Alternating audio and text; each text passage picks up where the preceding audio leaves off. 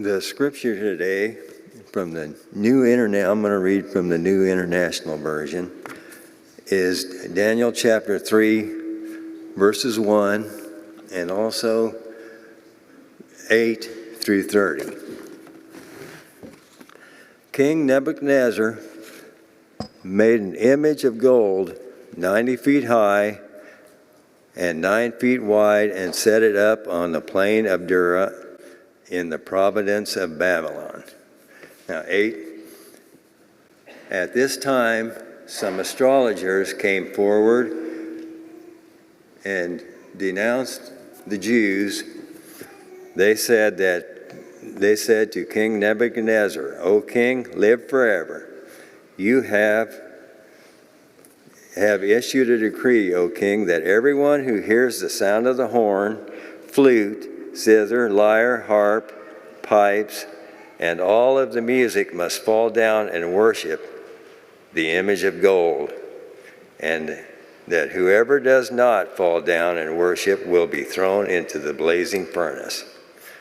But there are some Jews whom you have set over the affairs of the province of Babylon, Shadrach, Meshach, and Abednego, who pay no attention to you. O king, they neither serve your gods nor worship the image of gold you have set up."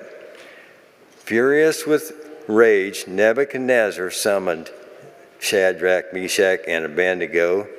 So these men were brought before the king, and Nebuchadnezzar said to them, "Is it true, Shadrach, Meshach, and Abednego, that you do not serve my gods or worship the image of gold that I have set up?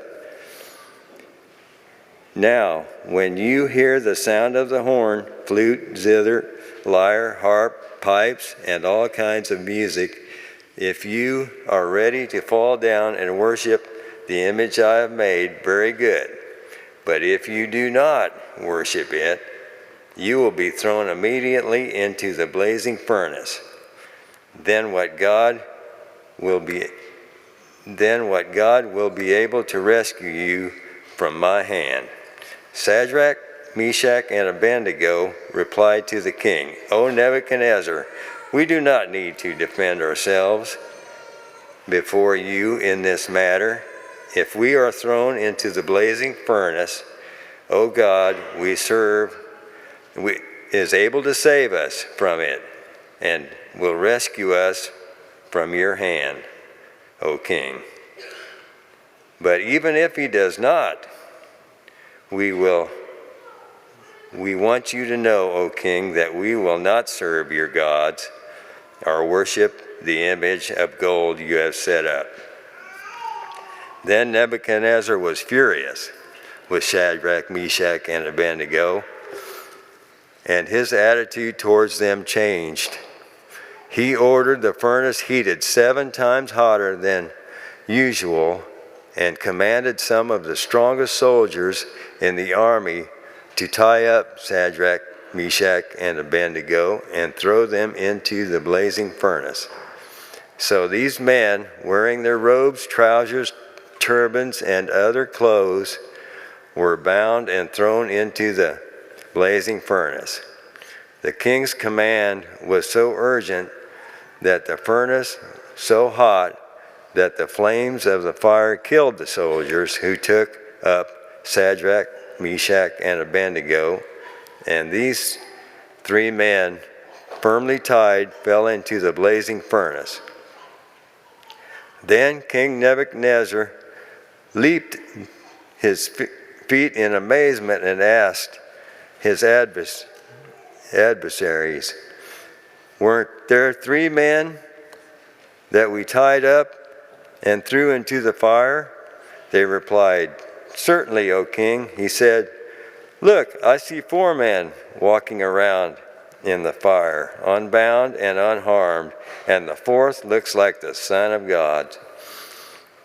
Nebuchadnezzar then approached the opening of the blazing furnace and shouted, "Shadrach, Meshach, and Abednego, servants of the Most High God, come out, come here." So Shadrach, Meshach, and Abednego come out of the fire, and the satraps, perfect governors, and royal advisors crowded around them, and they saw that the fire had not harmed their bodies, nor the hair of their heads singed, or the robes were not scorched, and there was no smell of fire on them. Then Nebuchadnezzar said, "Praise be the God of Shadrach, Meshach, and Abednego, who has sent his angel and rescued his servants, and trusted in him, and defied the king's command, and were willing to give up their lives rather than serve and worship a God except their own God.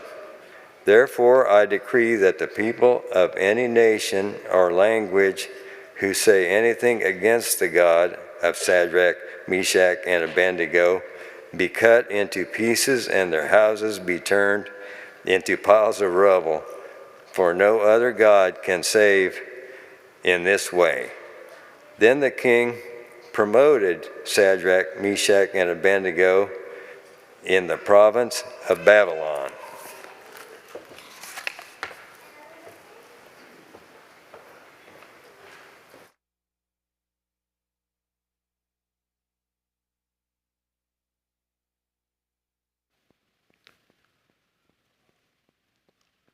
Talk about being amazed. James, your brother's the long-distance runner, but that was impressive. If anyone has an energy drink, make sure you share it with James so that he can get back his energy after that reading. Thank you for that. So if I'm being honest, we did Christmas decorating on Friday, I think. Was it Friday? And for some reason, it felt a little less magical this year. I don't know what the difference is. We did everything the same as last year. We put on the Christmas music. We brought the lights down. We set up the tree. We strung the lights and hung the ornaments and put the manger scenes around the house. But maybe that's part of it. Maybe it was just the same as every other year. It didn't feel like particularly special or unique. I started to feel a little bit like my character Bob in the Best Christmas Pageant Ever play, who one of his lines early on in the show is like, "There's nothing different that happens in the Christmas pageant." And then I got to this passage. Earlier in the week I was getting to this passage and kind of feeling the same way because I didn't actually look back, but it feels like we've done Shadrach, Meshach, and Abednego multiple times in the last year or two. I think we did it for Children's Sunday, and I think maybe in Advent last year, the year before. So there's a part of me that looked at it and was like, really? This story again? Yeah, it's a good story, but there's nothing different about it this time around. And then I was, as Kenzie mentioned in the worship resources, the folks who were preparing the worship resources were noticing just how amazing this and the sort of the next stories and passages are. So I was like, okay, well, maybe if I just sit down and take my time with the passage, maybe something different will happen. And guess what? I was surprised and amazed as I sat down and read through this multiple times. And so I invite us to kind of go through this story again with eyes looking for some amazement. I'll share with you what amazed me as I was reading through it. I invite you to reflect and share later at any point about where you were amazed by this particular story. So to begin, I just want to go back real briefly to talk about the context. So if you are familiar with the story or not, again, it feels like I've heard it 1,000 times. This might be your first time, and that's awesome. And so I want to also hear your reflections if this is your first time hearing this story. But the story comes from the kingdoms of Israel and Judah have been defeated by the Babylonian Empire. And so one of the really, really evil and cruel things that the Babylonian Empire would do when they would conquer a land is they burned most of the buildings of the land they conquered. So most of the capital of Israel, of Judah, Jerusalem, was burning to the ground. And while it's burning to the ground, the Babylonians pick out the youngest and brightest and strongest people in the group that they've just conquered of the Israelites and say, you're going to come with us and help serve our empire. So families are torn apart. The folks who are left to potentially rebuild are the oldest and weakest, trying to figure out what to do next because they don't have the strength to rebuild. All of their youngest and best and brightest have been ripped away from them and brought into another country. And so that's the situation we find ourselves in. So these three young men, and thank you, Jim, for saying their names over and over and over again. I'm just going to call them the three young men because it's far fewer syllables. But the three young men are along with Daniel, ones who are chosen to, of the best and the brightest to be part of this Babylonian Empire government. They are given important jobs. They are taught the Babylonian language and culture and politics and religion, so they know sort of how to govern, and so they're put in powerful positions. That's the scenario that they're in. So these three young men they're foreigners. They've been taken captive. They are working now for this new empire that has just destroyed their homeland and left their parents and grandparents to fend for themselves in a burning rubble. They're probably working the entire time with the "work for us or else" hanging over their heads at all times. So this is the story then. The king, and his name is Nebuchadnezzar, but I'm just going to call him the king because, again, that's far fewer syllables. And Jim said it plenty of times, so thank you. The king creates a gigantic golden image, 90 feet high and 9 feet wide. And guess what? We're right into the story and I'm already surprised. Because every other 999 times I've heard this story, I assumed that he made an image of himself. Like that was just in my head that he made an image of himself, but the story doesn't actually say that. The story just says an image. So we don't know what it is. It might be an image of himself. It might be an image of a Babylonian god. Not that that ultimately matters, but I was surprised and amazed right away that I had made assumptions about the story, made assumptions about how the story was going to go, and within the first sentence or two, all of a sudden, I'm humbled into realizing that maybe I need to dig deeper. And maybe that's true about all of the Bible stories.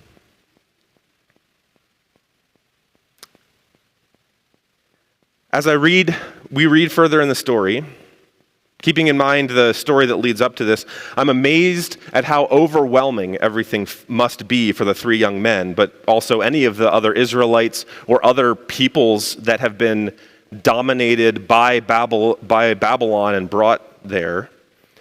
How must it feel to be there? The odds must feel completely stacked against them. So the king builds this gigantic statue that anyone could see from miles away, and the way it's described physically might be hyperbole, because I don't know that something 90 feet high could really be only 9 feet wide. So if it really existed that way, that is a marvel of engineering that you can't miss. And then the king calls every nation and every language that's present in the empire to come.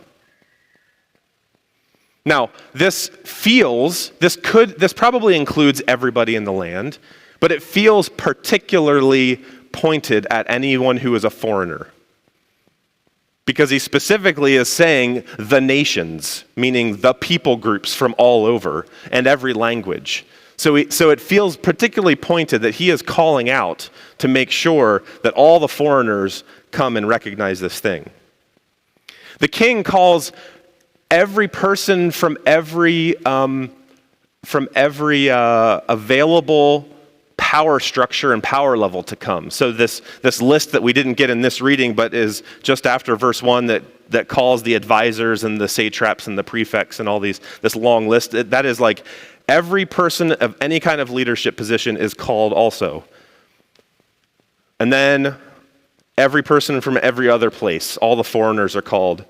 So that in this place is the king, is this 90-foot golden image, and is every single level of power structure that's over top of them.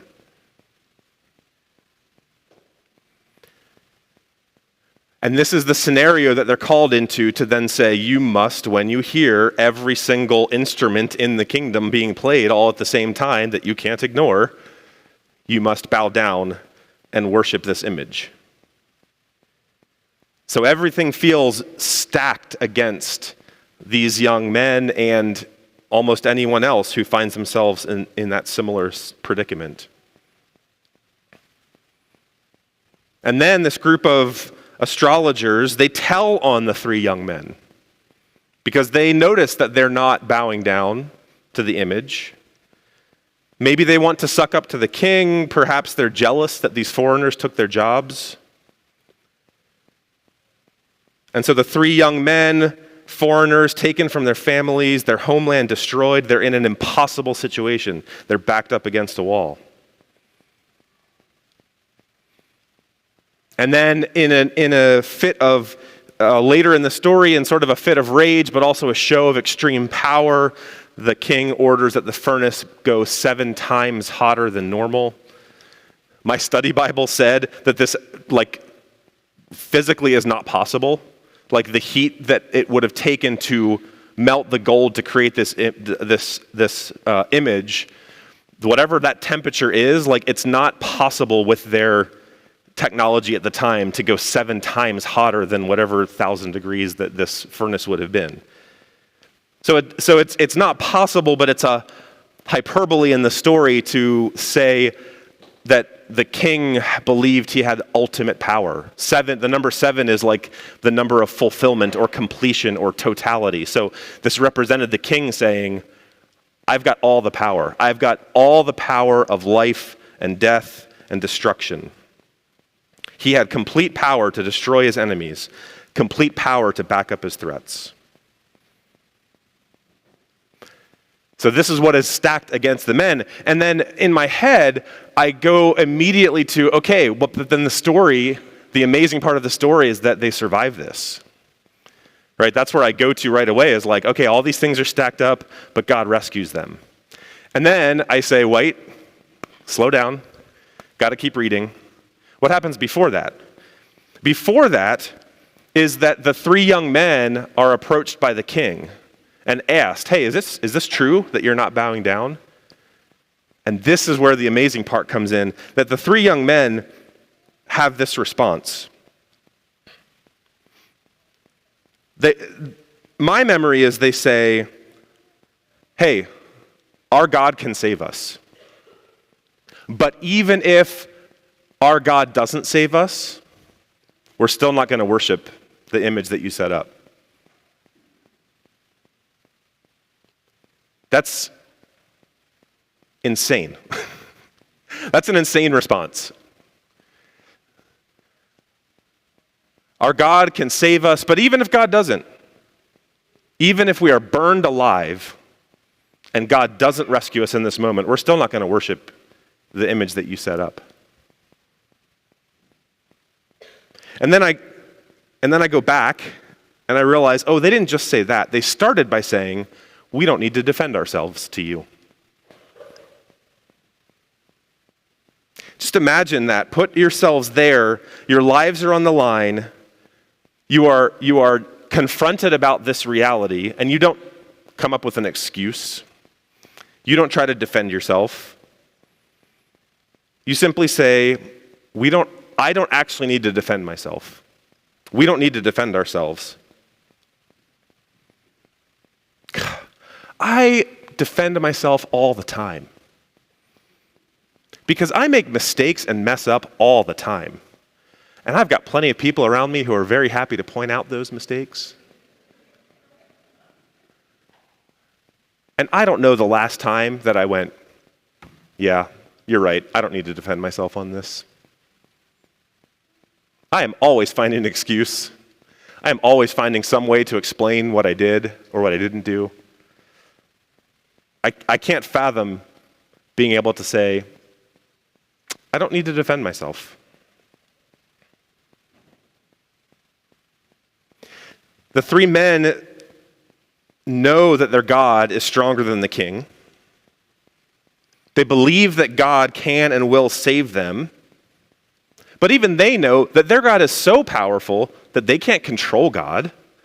So they can't dictate whether or not God's going to save them. So if God doesn't save them, God is still God.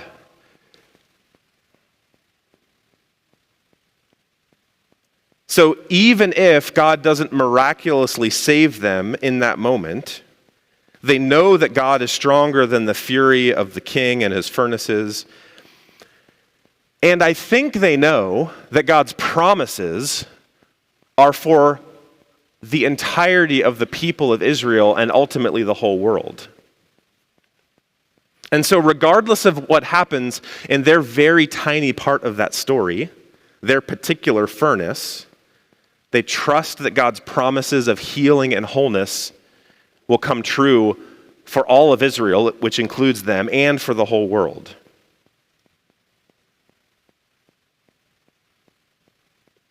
And this is amazing that they can find that understanding and get that bigger picture. Because the furnace is all that I would be able to see. Whatever furnace is in front of me usually is all I'm able to see. And the men look around and say, this particular furnace is a teeny, tiny part of God's whole story of restoration for the whole world.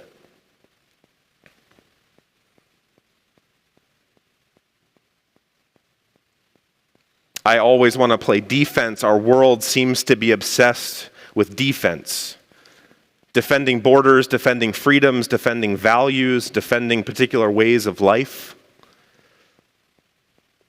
And maybe those things are noble theoretically, but man, do they lead to all sorts of violence and destruction. And the three young men stand directly in the face of evil and destruction and say, we don't need to defend ourselves. We don't need to continue the cycle of violence. We don't need to continue to be driven by fear.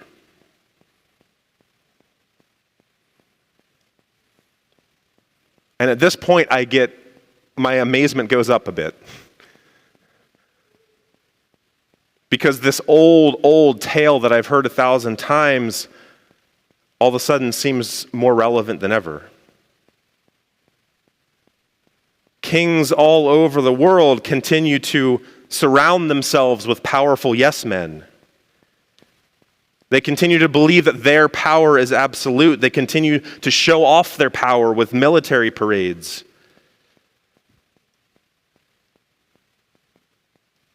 The fire that is 7 times hotter than normal seems silly until you realize that we human beings have enough destructive capability to destroy all life on earth at least 7 times, if not more.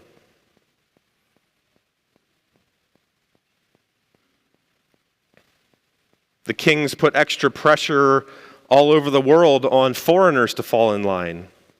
And there are citizens who blame their problems on foreigners. When we were getting to our trip to Turkey and Greece, I was reading about the history of Turkey and going, man, this is amazing. There was a revolution in the 1920s that created this like secular government that was open to all, that was not demanding of religious expectations on its people. It's a 97% Muslim country, but they took away the expectations that all people had to follow the religious codes. It was this amazing marvel of like modern democratic secularism that gave people the freedom to be who they were going to be. And then I read about how exactly they intended for that to happen. And it started with kicking out everyone who wasn't Turkish. And the Armenians and the Bulgarians and the Greeks were either exterminated or shipped out and sent back to their home countries, even those who had lived there for multiple generations.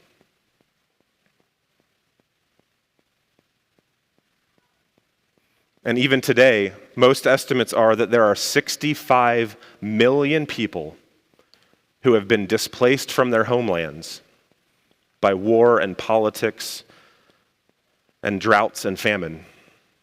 65 million people displaced from their homelands today.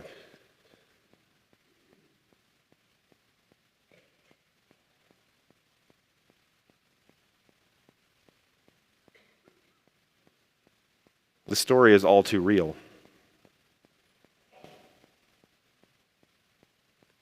I'm just amazed how an old story continues to echo today.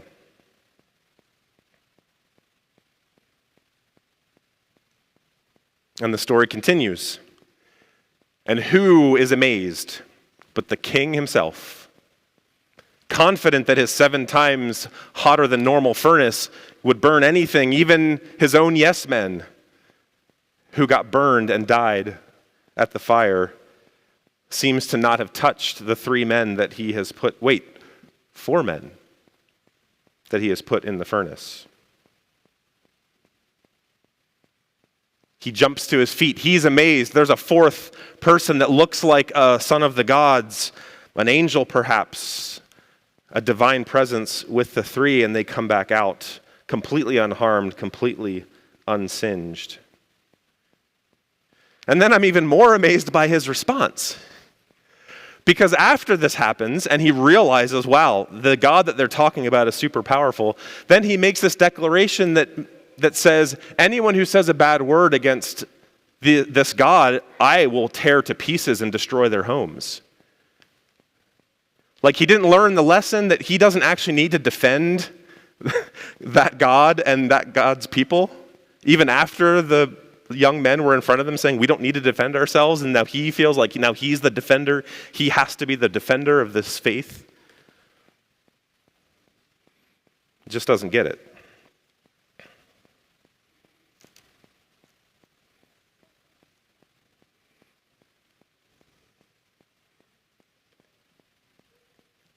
I'm amazed throughout this whole story. I'm amazed by the God who comes to us in the furnace. I saw a recent statistic that something like half of everyone surveyed in the last month said that they felt like they had to pretend that they were happier than they really were when they went to their Thanksgiving meals with their extended families. Half of everyone had to pretend to be happy.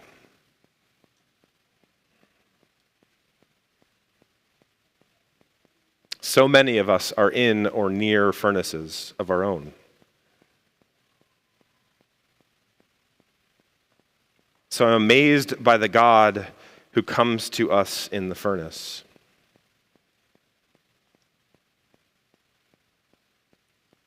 I'm amazed by a Bible that doesn't pretend to be happy. The number of lament psalms far outnumbers the number of praise psalms. I'm amazed by a Bible that can tell the real stories in a real way, in ways that echo through eternity. I'm amazed by faithful people who face the furnace and say, we don't need to defend ourselves. I'm amazed by faithful people who believe that God can and will save them and rescue them from the furnace. And I'm even more amazed by people who know that God might not, and yet still refuse to give in to fear and despair and violence. I'm amazed by the faithful people who see that God's promises are so much bigger than just our little part of the story and our furnaces. As hot as they are, as terrifying as they are, they can see the bigger picture and trust that God's big vision of healing and wholeness will come to pass.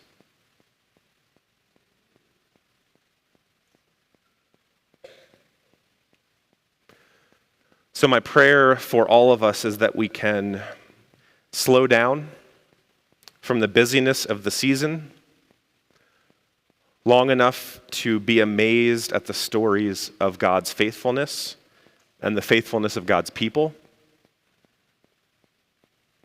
so that we can live by hope. Hope that God will meet us in the furnace. Hope that even if God doesn't miraculously rescue us from our particular furnace, that we won't give in. We won't give in to fear or despair or violence.